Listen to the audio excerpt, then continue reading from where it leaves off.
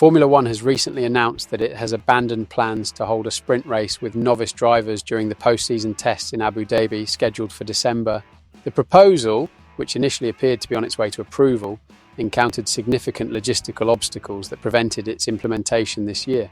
The idea was to give rookies an opportunity to gain more experience and mileage in F1 cars, but the organisational complexity of the event ended up weighing in on the final decision. The proposal included a sprint race with 10 drivers, which would be held on Tuesday after the Abu Dhabi Grand Prix. This initiative, supported by various stakeholders, aimed to create a space for new talent to show their potential. However, during the F1 committee meeting, it became clear that there were substantial concerns regarding logistics and timing. With only 2 months to go, the lack of time was a decisive factor in discarding the idea for now. According to the Commission's report, the concept of a rookie race was discussed in depth, but the consensus was that it would be better to revisit this proposal in the near future. The parties agreed that more time would allow for the development of a more structured and viable plan, possibly by 2025. Although the concept received broad support, time and organisation constraints made it impossible to hold the event in 2024, said the organisers. In addition to the discussions on sprint racing, the committee also addressed the new technical regulations that will come into force in 2026.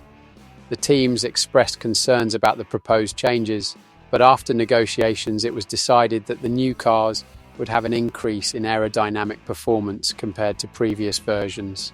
This decision comes at a time when teams are trying to adapt to an ever-changing competitive scenario. The changes planned for 2026 include not only an increase in performance, but also a focus on safety and competitive balance. The Commission has confirmed that there will be 3 separate tests 3 days before the start of the season, which will be crucial for teams to adjust to new power units, especially for newcomers in the industry such as Audi and Red Bull Ford.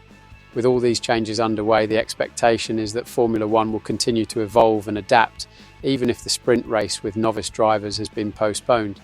The FIA World Motor Racing Council, which will meet on 17th October, will have the final say on the proposals.